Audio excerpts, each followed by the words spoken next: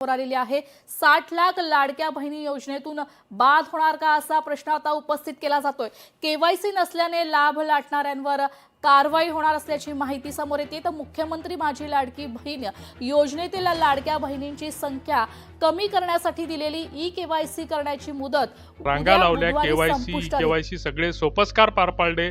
बऱ्याच बहिणींना परत आधार लिंक त्या बँक खात्याला करावे लागले आणि अशा स्थितीमध्ये ते पैसे काढल्याच्या नंतर दुसऱ्या टप्प्यामध्ये उर्वरित बहिणींच्या खात्याला पैसे आले आणि एकूण या योजनेसाठी जवळपास 2.5 कोटीच्या आसपास महिला भगिनी पात्र ठरल्या असताना ज्यावेळेस मग सत्ता सरकारने हस्तगत केल्याच्या नंतर 7/12 कोराचं आश्वासन आणि लाडक्या बहिणीची जी काही 1,500 रुपये मानधनाची जी काही योजना सुरू केली होती, तर ही चालवत असताना सरकारला ऑक्सिजन वारंवार घ्यावा लागला, कारण सरकारला हा खर्च भागवताना सातत्यानं दम येत होता, दम लागत होता आणि मग या हेडवरचे पैसे त्या हेडवर, त्या हेडवरचे पैसे त्या हेडवर, सरकारची आर्थिक स्थिती वारंवार सांगितलं जातं की सरकार डबघाईत आहे, मात्र करोडो रुपयाचे घोटाळे करत असताना सरकारचा तिथं हात मात्र जराही चाचरत नाही।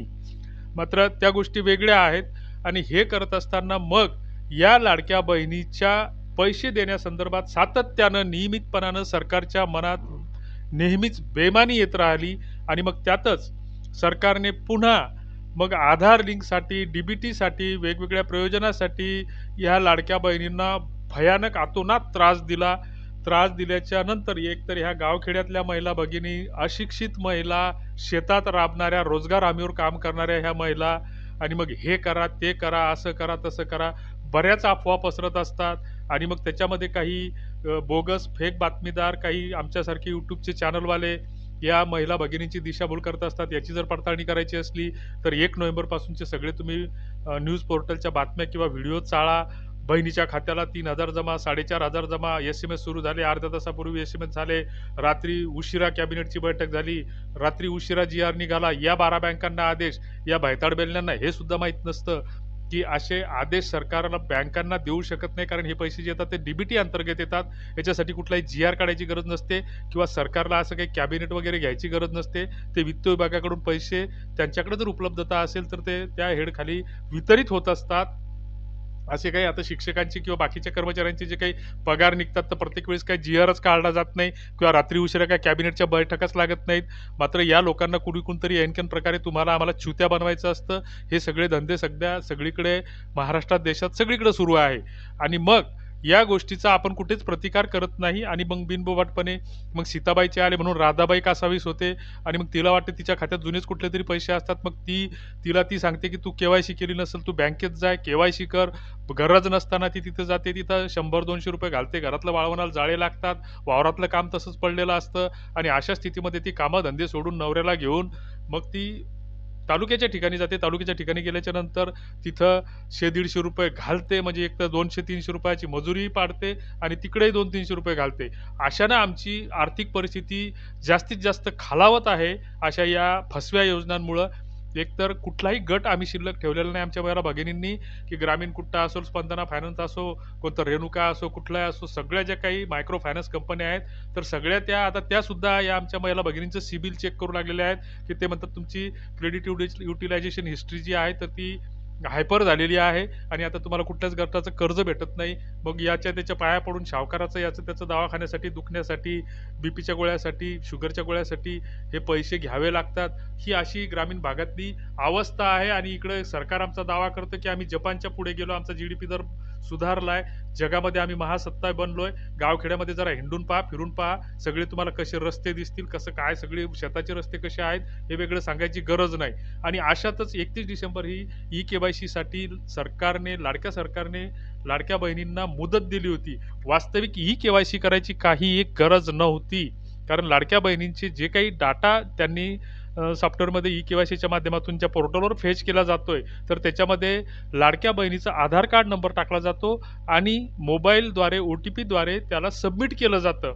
या ई-केवायसी मध्ये दुसरं काहीच नाहीये आणि त्याच्यानंतर तिच्या नवऱ्याचं, पतीचं, म्हणजेच तो जर नसेल तर वडिलाचं किंवा इतर कुणाचं टाकायचं त्याबद्दल सरकारकडून गाईडलाईन आलेलं नाहीत.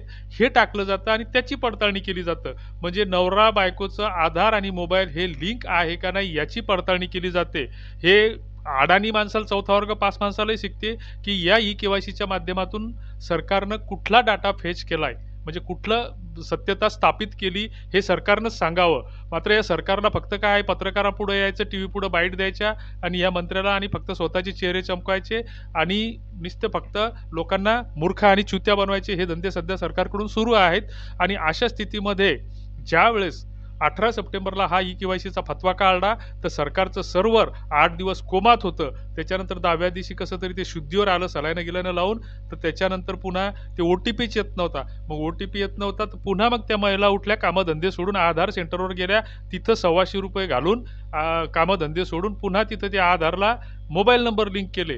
नवऱ्याचे नव्हते तर नवऱ्याचे केले. याच्यामध्ये सरकारची ती ई-के-वाय-सीच्या लाडक्या बहिणीला पैसे भेटो न भेटो, परंतु सरकारनं करोडो हजारो रुपये त्याच्यातून कमाई करून ठेवली. हे सगळे धंदे, छोटे धंदे सरकारकडून सुरू आहेत. हे असं जर बोललं तर कदाचित आमच्या एखादी नोटीस पण सोडतील हे, किंवा एखादी एन-सी किंवा एखादा गुन्हाही दाखल करतील. खरं बोलणं या जगात, खरं बोललं की सख्या मायलाही राग येतो. मात्र त्या गोष्टी बऱ्याच जणांना पटत नाहीत.